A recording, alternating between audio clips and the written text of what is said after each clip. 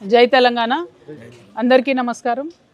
మీ అందరికీ తెలుసు, గత 3-4 రోజుల క్రితం జరిగినటువంటి పెద్ద యాక్సిడెంట్, చేవెళ్ళ రోడ్లో జరిగినటువంటి యాక్సిడెంట్ మొత్తం రాష్ట్రాన్నంతా కూడా కలిసివేసినటువంటి సంఘటన. దాదాపు 19 మంది ప్రాణాలు కోల్పోయినటువంటి సంఘటన. అయితే నిత్యం మనం యాక్సిడెంట్లు చూస్తూ ఉంటాం, కానీ ఈ యాక్సిడెంట్ ఏంటంటే ప్రత్యేకించి ఈ road, Chevella road, national highway 163, ఈ హైవే రిపేర్ చేయకపోవడం వల్ల ఈ యాక్సిడెంట్ జరిగిందని ప్రజలందరూ కూడా నమ్ముతున్నటువంటి పరిస్థితి. అయితే అది కరెక్టేనా కాదా మనందరం కూడా ఒకసారి ఆలోచించాలి. ఈ హైవే మధ్యలో ఉండేటటువంటి పర్యావరణ కారణాల వల్ల చాలా రోజులు ఆగిపోయినటువంటి విషయం మీ అందరికీ తెలిసిందే. ఆ హైవే ఎక్స్పాండ్ చేసే లోపట ఈ ప్రభుత్వం వచ్చిన తర్వాత నేవల్ రాడార్ స్టేషన్ మంజూరు చేయడం జరిగింది.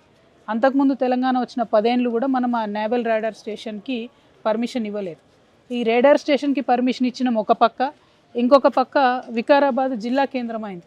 దాంతో ఈ చిన్న రోడ్డు మీద రాకపోకలన్నీ పెరిగినటువంటి మాట మీ అందరికీ తెలిసిందే.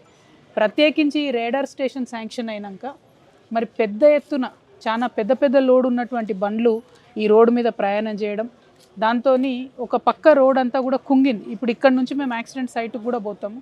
అక్కడ చూసినటువంటి వాళ్ళు, ఆ రోజు యాక్సిడెంట్ చూసినటువంటి వాళ్ళు, అధికారులు, నేషనల్ హైవే వాళ్ళు అందరూ ఒకటే చెప్తున్నారు, చిన్న రోడ్డు 2 దిక్కులు కుంగింది. సో టిప్పర్ వాడు మధ్యలోకి వచ్చిండు, బస్సు కూడా మధ్యలోకి వచ్చింది. సో డ్రైవర్ల ప్రాబ్లమా, డ్రైవర్ల ఇష్యూ అన్నది కాకుండా ప్రభుత్వం హైవే వేయడం లేట్ చేయడం అన్నటువంటిది ప్రధానమైన ఇష్యూ అని చెప్పి అందరూ కూడా భావిస్తున్నటువంటి పరిస్థితి. సరే, యాక్సిడెంట్ జరిగింది, ఒకరి మీద ఒకరు నెపం నెట్టుకుంటే వచ్చేది లేదు, పోయేది లేదు. కానీ నేను ప్రత్యేకించి ప్రభుత్వం అని ఎందుకు చెప్తా ఉన్నా అంటే, ప్రభుత్వం తప్పిదం వల్ల 19 మంది ప్రాణాలు పోయినాయి కాబట్టి ప్రభుత్వం బాధ్యత వహించి కనీసం చనిపోయినటువంటి వారికి ఒక్కొక్కరికి 1 కోటి రూపాయలన్నా ఇవ్వాలి. అది వారి ప్రాథమిక బాధ్యత. మీ అందరికీ, ఇక్కడ ఉండే రిపోర్టర్స్కి, చేవెళ్ళ ప్రాంత వాసులందరికీ కూడా తెలుసు, ఈ హైవే మీద గత కొన్ని ఏళ్ళుగా ఒక 300 పైచిలకు ప్రాణాలు కోల్పోయినటువంటి పరిస్థితి ఉన్నది. ప్రతిసారి ప్రాణాలు కోల్పోతుంది, ప్రతిసారి మనం అక్కడ పోయి ధర్నా చేస్తాము. తర్వాత ఏ గవర్నమెంట్ అన్నది కాదు, బీఆర్ఎస్లో అదే జరిగింది, కాంగ్రెస్లో అదే జరుగుతున్నది. నిన్న యాక్సిడెంట్ అయినాక చేవెళ్ళ పట్టణంలో చౌరస్తా మీద ధర్నా చేసిరు చాలామంది. పోతే ఎంత ఘోరం అంటే 19 మంది ప్రాణాలు పోయిన విషయం ప్రభుత్వం పక్కన పెట్టి ధర్నా చేసిన 30 మంది మీద కేసులు పెట్టింది.